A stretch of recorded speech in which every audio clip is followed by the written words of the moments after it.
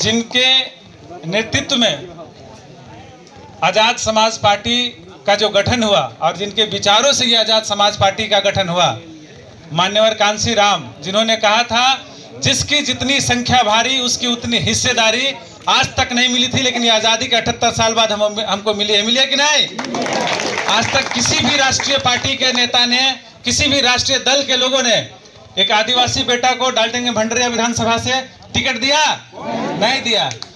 और इसी आगाज को लेकर हम लोगों ने डाल्टनगंज भंडरिया विधानसभा में कम समय में जो इतिहास रचने का काम किया है, वो किसी नेता और किसी लीडर से ये संभव नहीं था। था क्या? नहीं।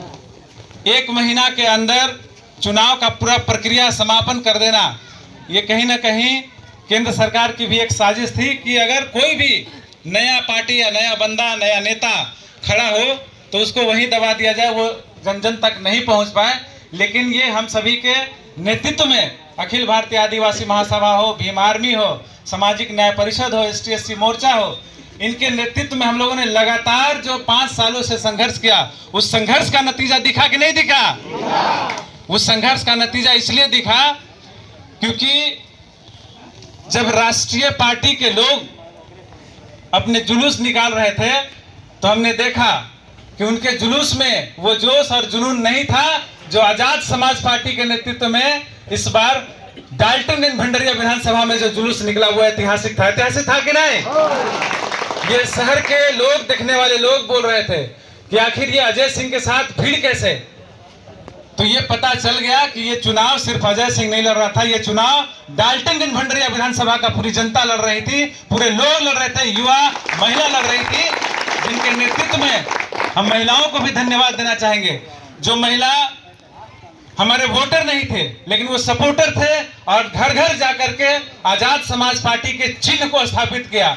बहुत से ऐसे मार्गदर्शक हमें सलाह दिए थे कि आपकी चिन्ह को कोई नहीं जानता है, आप एक बार चिन्ह को कम से कम घर घर तक लेके जाइएगा। लेकिन ये कमजोर स्थिति में भी न हमारे पास पर्याप्त रूप में बैनर था, न हमारे पास पर्याप्त रूप में पोस्टर था, नहीं हमारे पास पर्याप्त रूप में गाड़ियां थी। उसके बावजूद भी हमारे लोग घर घर तक पहुंचे और उसका उदाहरण हम बता दे रहे हैं। सुहा कोड़िया में जब हम रेलवे क्रॉसिंग के पास किए, हम थे, सुहेल जी थे और भी युवा साथी लोग थे, हमको लगता है 75 साल के बूढ़ा थे।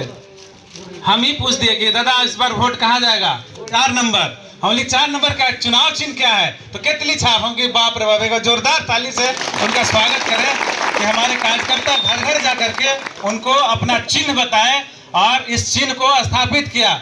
और जब चुनाव का दिन आया, वोटिंग का दिन आया, उस दिन भी हम लोग हर क्षेत्र में घूमने का प्रयास किए और देखे कि उस क्षेत्र के हर बूथों पर जहां हमारे ST/SC भाई रहते हैं, ST/SC भाइयों के लिए एक बार जोरदार ताली से स्वागत करिए कि जो एकता, जो मजबूती उन्होंने दिखाया है, ये बता दिया कि भाई चंद्रशेखर आजाद जी की आवाज, भाई चंद्रशेखर आजाद जी के विचार जो है वो हम स्थापित करने में सक्षम होंगे।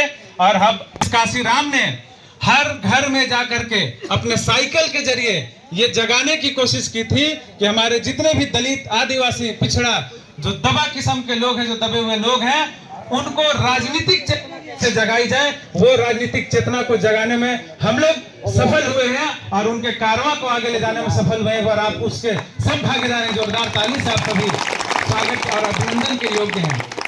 क्योंकि ये चुनाव में आपने देखा होगा कि जब से आजाद समाज पार्टी के एक युवा नेता का टिकट की घोषणा हुआ, बड़े बड़े पार्टी के लोग, बड़े बड़े दल के लोग ये सोचने पे मजबूर हो गए कि इस बार हमको टिकट अजय सिंह के खिलाफ किसको देना है।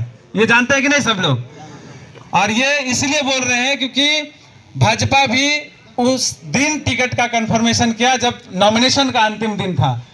कांग्रेस तो उस दिन टिकट का घोषणा किया जब 12 बजे रात था और टिकट की लोगों ने पैदा किया कि नहीं किया? और डर ही नहीं पैदा किया। इस बार हम गारंटी के साथ कहते हैं, जो जोश और जुनून आप लोगों ने दिखाया है, इस बार वैसे लोगों को